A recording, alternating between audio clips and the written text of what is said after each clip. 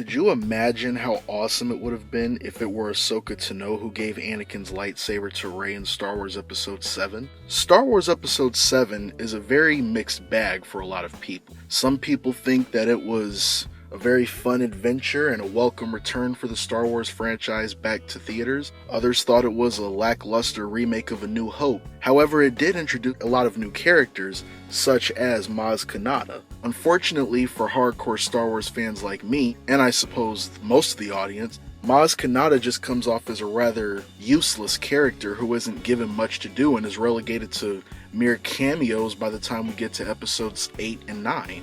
However, Maz Kanata plays a very interesting part of the sequel trilogy because it is she who gives Rey Anakin's lightsaber in The Force Awakens. Many people have issues with Disney's problems and the way that they've done the Star Wars movies, such as not really acknowledging the time before A New Hope.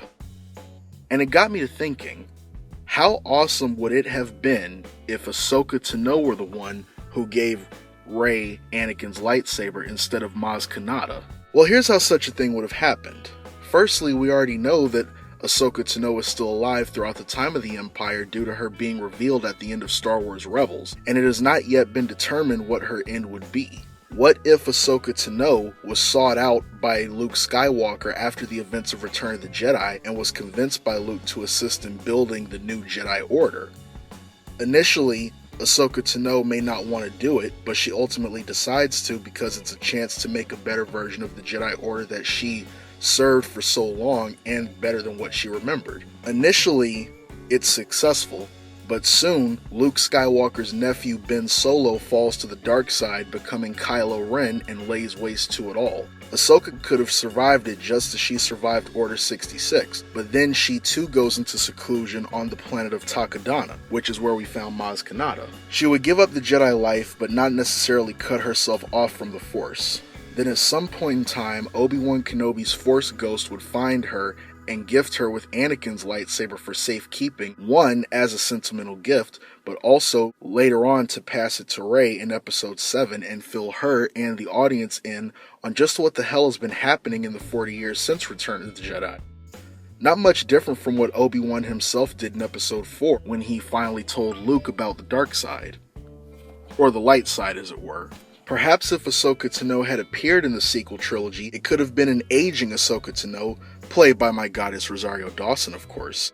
Having this character appear in the sequel trilogy would provide better connections between the prequel time and the original trilogy time, and the sequel trilogy as well. In Episode 7, Ahsoka Tano could have had her Obi-Wan moment by sacrificing herself to save Rey and the others, just like Obi-Wan did in A New Hope, from the First Order and Kylo Ren, who would battle Kylo Ren with two white lightsabers. Ahsoka would fight valiantly against Kylo Ren, who would be impressed with how strongly she is in the Force, but cannot help to notice how aged she has become and how quickly she is burning through her powers as the short fight continues. At some point, Ahsoka Tano would realize what she has to do, and she's ultimately overpowered by Kylo Ren, who obviously wouldn't be fighting fair in the first place. Upon securing Rey's escape, she would close her eyes and submit herself to the Force, disappearing into thin air just before Kylo Ren swings his blade for a killing blow, just like Obi-Wan did in his second battle against Darth Vader.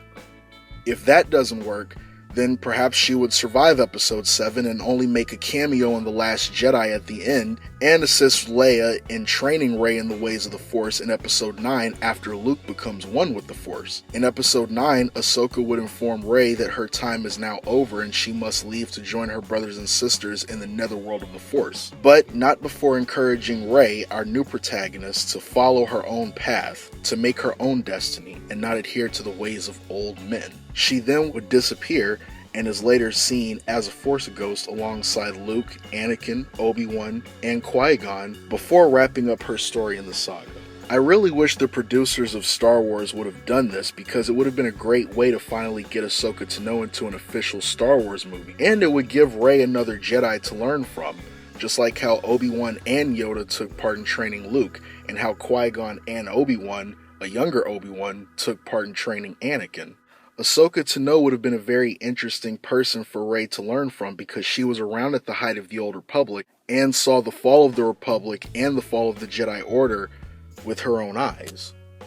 Therefore, she would be able to provide Rey with a perspective much different from the dogmatic ways that Obi-Wan Kenobi and Yoda tried to pass on to Luke. Also, with Ahsoka Tano being a female Jedi, it would probably resonate with Rey and the female audience who would come to see these movies.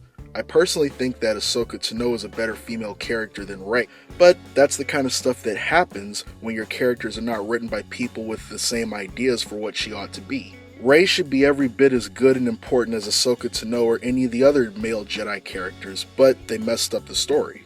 True Star Wars fans know that Ahsoka Tano is one of the better Star Wars characters outside of the movies, but she remains underutilized. I'm really happy that she is going to appear in The Mandalorian Season 2, and we're going to see where she is now. And of course, she'll be portrayed by my goddess Rosario Dawson, of course. But it really blows that J.J. Abrams, Kathleen Kennedy, Lucasfilm, and the rest didn't have the foresight to put her into these new movies and actually do something outside of a Force Ghost cameo that may or may not have confirmed her already being one with the Force at some point off screen.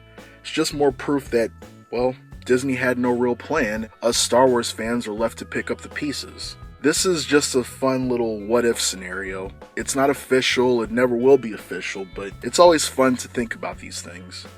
I'm very much looking forward to Ahsoka Tano's appearance in The Mandalorian Season 2, and I just hope that they have a great idea for where they want to take her character next. I've also heard some rumors that Ahsoka Tano may be getting her own miniseries on the Disney Plus network. I'll be looking forward to that as well. I hope you all enjoyed this little what-if scenario that I shared. Usually I don't make videos like these, but I think I will in the future because I have very interesting ideas about Star Wars and what they ought to do with these characters. I've thrilled to these adventures for so many years, just as many of you have, and can never get enough of them. Thank you for watching the video. Please like, share, and subscribe, or share your comments in the comment section about what you think they should have done with the Ahsoka Tano character. See you around.